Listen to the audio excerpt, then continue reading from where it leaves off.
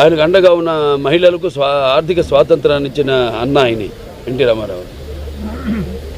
ఇవాళ అలాగే ఇంకెన్నెన్నో శాశ్వతమైన అంటే కిలో బియ్యం 2 రూపాయలు కావచ్చు, లేకపోతే పక్కా ఇళ్ళు కావచ్చు, కాంక్రీట్ ఇళ్ళు కట్టించిన నిరుపేదలకి, అలాగే ఈ చేనేత కార్మికులు వాళ్ళకి ఉపాధి కల్పిస్తూ మరికి చేనేత వస్త్రాలు సగం ధరకి ఒక చీర దోవతి, అలాగే మొట్టమొదటిసారి మన దేశంలో ఈ యొక్క ఏదైతే ఈ 30 రూపాయల పెన్షన్ వృద్ధులతో మొదలుపెట్టింది అన్నారు ఎన్టీ రామారావు గారు.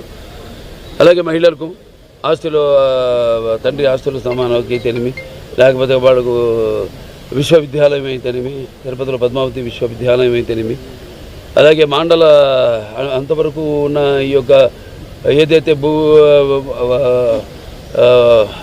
పై అధికారుల యొక్క నిర్లక్ష్యం వల్ల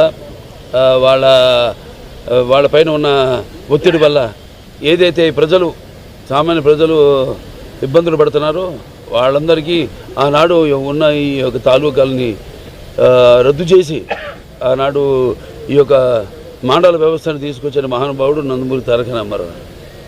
అంటే ప్రజల వద్దకు పాలన తీసుకొచ్చిన మహానుభావుడు. అలాగే అభినవ భగీరథ ఆనాడు తెలుగు గంగ, అలాగే ఈ యొక్క ఏదైతే అందరి నివాస సమంతి ఉందో, లేకపోతే గాలేరు నగిరి ఉందో, ఇవన్నీ కూడా ఆయన మానసిక పుత్రికలు.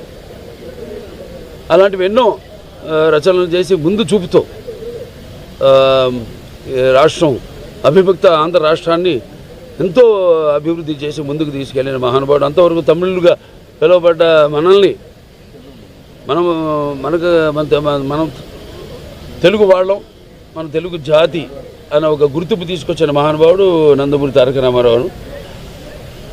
అలాగే ఇప్పుడు ఆయన్ని స్ఫూర్తిగా తీసుకుని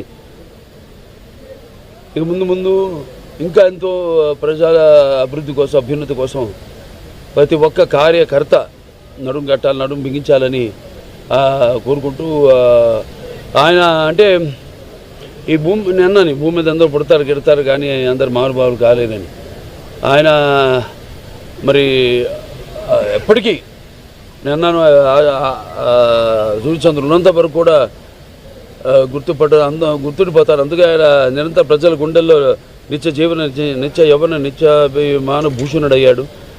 అలాగే నిండు గుండెల్లో శాశ్వతంగా నిలిచిపోయే నిత్యామృతాన్ని తాగిన దేవుడిగా మారాడు. అలాగే మరణం లేని చిరస్మరణీయమైన ఒక మహత్తర జన్మను పొందాడు. అలాగే ఆయన ఆయనకు సాటి కానీ పోటీ కానీ రాలేని విధంగా ఎవరికి దక్కని ఒక మహత్తరమైన జన్మను ఆయన పొందాడు. సో అందుకే ఆయనకి చావు లేదు. ఆయన ఒక నిరంతరం వెలిగే ఒక మహనీయ భగవద్గీత లాంటి జన్మ నందమూరి తారక రామారావు గారు. ఈ సందర్భంగా మళ్ళీ ఒకసారి ఆయన ఒక కొడుకుగా బిడ్డలుగా పుట్టడం మా అందరి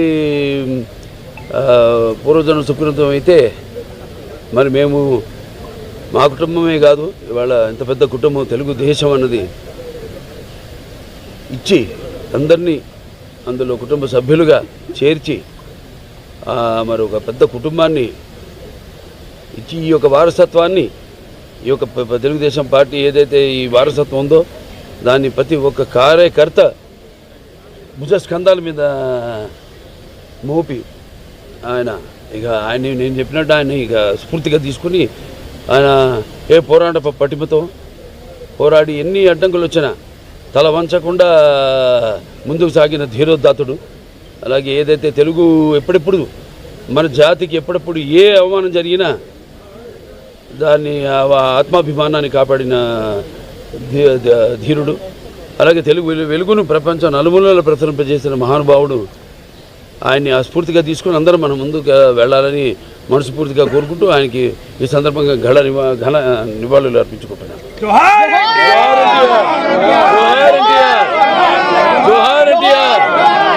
జోహార్ NTR. For national media, huh? For national media, sir.